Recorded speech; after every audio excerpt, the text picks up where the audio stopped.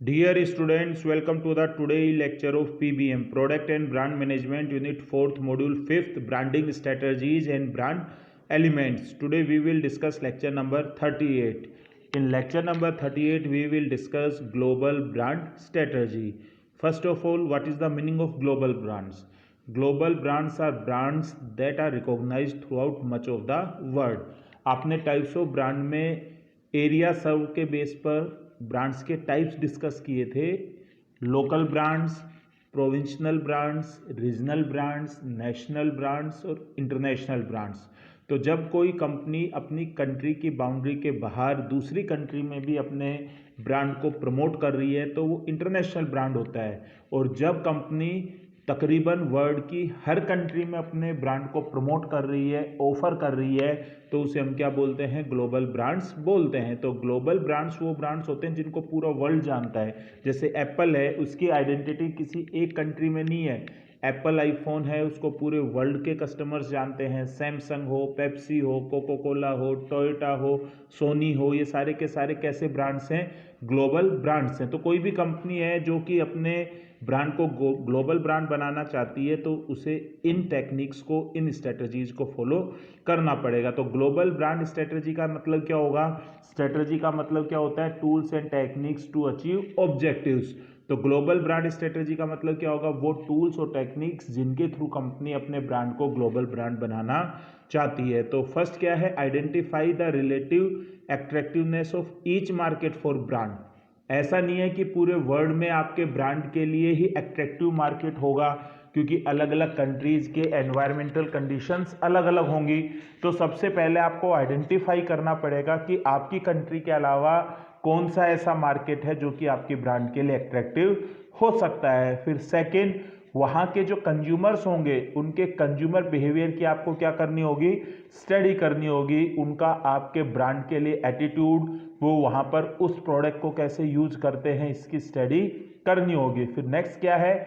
ऐसा नहीं है कि आप अपने ब्रांड को ग्लोबल ब्रांड बनाना चाहते हो तो एक साथ ही पूरे वर्ल्ड में आप अपने ब्रांड को लॉन्च कर दो। तो आप स्टेप बाय स्टेप है वो अपने ब्रांड को लॉन्च करते हो। तो उसका सीक्वेंस क्या होना चाहिए? पहले आप अपनी कंट्री के अलावा कौन सी कंट्री में ब्रांड लॉन्च करोगे, उसके बाद कौन से रीजन में, कंटिनेंट में ब्रांड लॉन्च करोगे। तो इसका प्रॉपर सीक्वेंस बनाना। उसके बाद जब आपका ब्रांड है उन कंट्रीज में लॉन्च हो चुका है तो ऐसा तो है नहीं कि पूरे वर्ल्ड में वो सेम परफॉर्म करेगा। हो सकता है कि कुछ कंट्रीज में बहुत अच्छा परफॉर्म कर रहा हो, कुछ कंट्रीज में एवरेज परफॉर्म कर रहा हो और कुछ कंट्रीज में उसे सर्वाइवल के लिए बहुत ज़्यादा कंपटीशन करना पड़ रहा होगा। तो आप हर कंट्री में अपने ब्रांड की जो परफॉर्मेंस है उस परफॉर्मेंस को ब्रांडिंग स्कोर कार्ड या ब्रांड वैल्यूएशन के थ्रू मेजर करोगे। उसके बाद जब आप अपनी कंट्री के बाहर बिजनेस करते हो तो there are two types of country, home country and host country. Home country वो कंट्री होती है जिस कंट्री का वो ब्रांड है।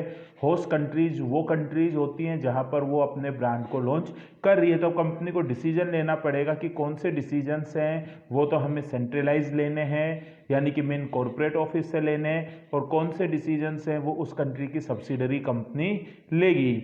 कोई भी कंपनी है वो अपने ब्रांड को अगर ग्लोबल ब्रांड बनाना चाहती है तो जिस कंट्री में एंटर कर रही है वहाँ पर उसे थ्रू आउट रिसर्च करना होगा।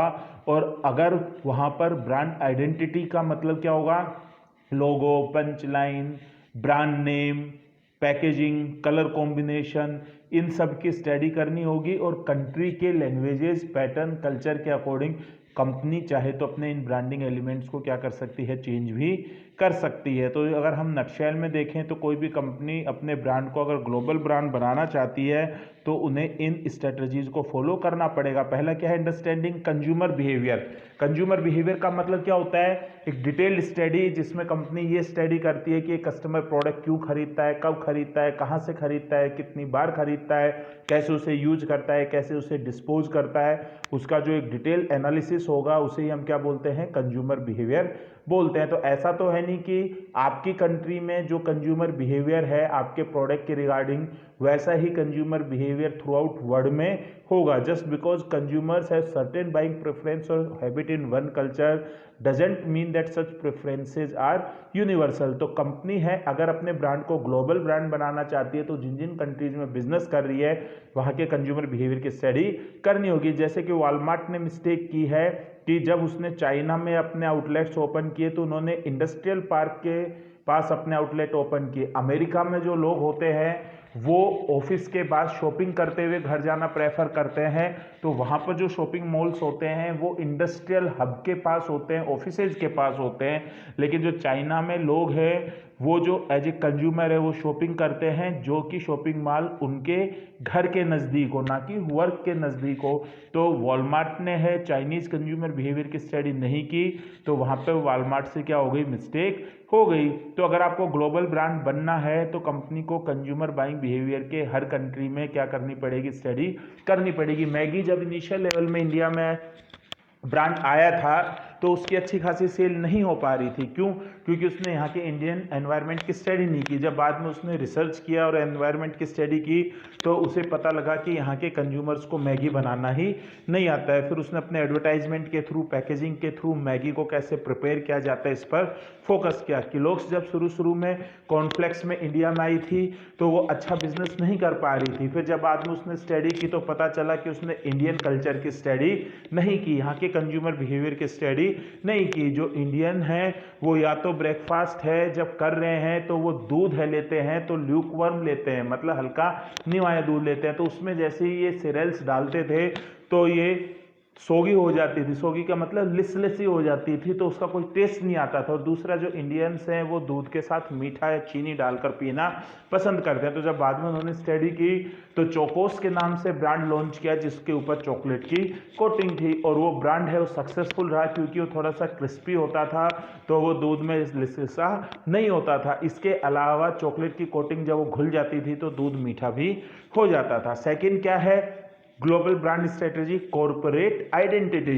जितने भी सक्सेसफुल ग्लोबल ब्रांड्स हैं उनके जो ब्रांड नेम हैं वो उनके कॉर्पोरेट से ही लिए गए हैं, तो पूरे वर्ल्ड में उनकी रिलायबिलिटी बनी रहती है, पूरे वर्ल्ड में उनकी आइडेंटिटी बनी रहती है. जैसे कि टोयोटा हो, कोको कोला है, एप्पल है, सैमसंग है, एलजी है, सोनी है, ये ब्रांड्स के साथ साथ उस कंपनी के नेम भी हैं. तो ये जो ब्रांडिंग होती है इसे हम कौन सी ब्रांडिंग बोलते हैं, अम्ब्रेला ब्रांडिंग बोलते हैं. तो कॉर्पोरेट आइडेंटिटी को ही company as a branding strategy use करती है. नेक्स्ट क्या है, पोजीशन ब्रांड प्रॉपरली.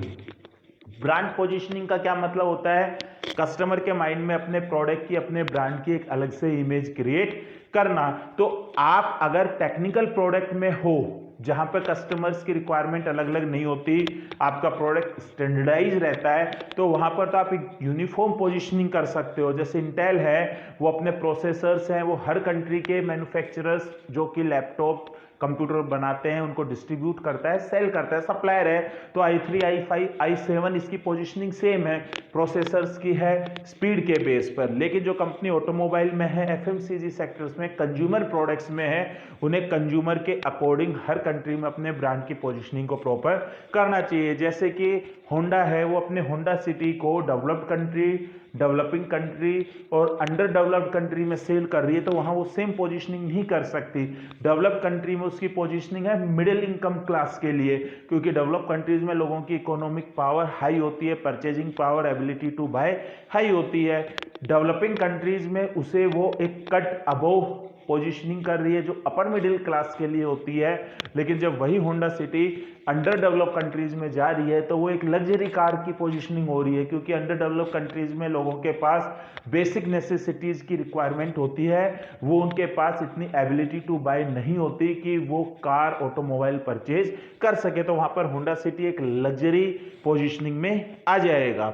इसी तरीके से फ्रांस में कैलोग्स ने है जो सीरियल उसकी पोजीशनिंग ब्रेकफास्ट आइटम के लिए की थी, लेकिन इंडिया में उसने उसको न्यूट्रिशन के साथ जोड़ा, क्योंकि इंडिया में एक तो लोग हैं वो ब्रेकफास्ट करते नहीं है, डायरेक्ट लंच ही करते हैं, और जो करते हैं वो हैवी ब्रेकफास्ट लेना पसंद करते हैं जिसमें आलू के परांठे हो गए, ऑमलेट हो गई, ब्रेड बटर हो गई. तो वहां पर सीरियल है वो एज ए ब्रेकफास्ट आइटम है, साउंड पोजिशनिंग नहीं हो रही थी. तो इंडिया में सीरियल की पोजीशनिंग जो कैलोग्स ने की थी वो किसके बेस पर की, न्यूट्रिशन, हेल्थी डाइट के बेस पर की थी, तो यहाँ पर उसकी पोजिशनिंग सक्सेसफुल हो गई। नेक्स्ट क्या है, know how brand translates. Her culture की लैंग्वेज अलग अलग होती है और जब हम एक लैंग्वेज से दूसरे लैंग्वेज में कन्वर्ट करते हैं ब्रांड नेम को, पंच लाइन को, तो उसकी मीनिंग क्या हो जाती है, चेंज हो जाती है। तो जब आप अपने ब्रांड को ग्लोबल ब्रांड बनाना चाह रहे हो, तो आप जिस कंट्री में उस ब्रांड को लॉन्च कर रहे हो, तो देखो वहां उस लैंग्वेज में उस ब्रांड का मीनिंग क्या निकलता है। फ्रेंच चीज ब्रांड है कीरी, उसने जब ईरान में अपना ब्रांड लॉन्च किया तो उसका नाम किरी की जगह की भी रखा, क्योंकि किरी का मतलब ईरान फारसी लैंग्वेज में होता है रोटन, मतलब सड़ा हुआ, गला हुआ। तो अगर चीज सड़ी हुई होगी, गली हुई होगी, तो कोई भी कंज्यूमर इसे प्रेफर नहीं करेगा। इसी तरह जब जीएम ने अपनी कार है लॉन्च की थी फिएरा, तो स्पेनिश लैंग्वेज में उसने उसका कन्वर्जेशन नहीं किया, तो वो गाड़ी स्पेन में फ्लॉप हो गई, क्योंकि स्पेनिश लैंग्वेज में उसका मतलब होता है अगली, भद्दा, बदसूरत। इसी तरीके से पेप्सी है, उसने जब चाइना में अपने टैगलाइन को इंट्रोड्यूस किया, कम अलाइव विद पेप्सी, तो उसको चाइनीज लैंग्वेज में कन्वर्ट नहीं किया। उसका मतलब होता है पेप्सी पीने से आपके पूर्वज हैं वो कब्र से बाहर आ जाते हैं, Pepsi comes your ancestor from the grave. तो इसका मतलब है उन्होंने ये कल्चरल मिस्टेक कर दी। तो जब कभी भी आप अपने ब्रांड को ग्लोबल ब्रांड बनाना चाहते हो, तो देखो कि आपके ब्रांड के जो नेम है, पंचलाइन है, पैकेजिंग के कलर कॉम्बिनेशन है, उसका दूसरे कल्चर में क्या मीनिंग निकलता है। पैकेजिंग और कलर के रिगार्डिंग भी हर कंट्री में अलग अलग सेंटिमेंट्स होते हैं। यूएस में ब्लू और ग्रीन कलर ज़्यादा पैकेजिंग में यूज किए जाते हैं, जबकि लैटिन अमेरिकन कंट्रीज में रेड और येलो कलर है वो ज़्यादा यूज किए जाते हैं। और लास्ट क्या आएगा, leveraging of secondary associations, country of origin.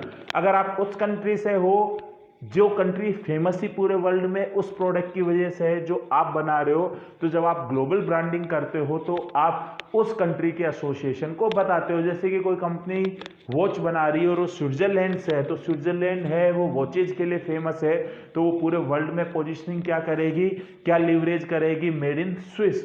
Automobile जो प्रोडक्ट्स हैं वो जर्मनी के फेमस है, तो कोई ऑटो मेकर है जर्मनी से है तो मेड इन जर्मनी कर रहा है। इलेक्ट्रॉनिक्स आइटम्स है जापान के फेमस है तो मेड इन जापान।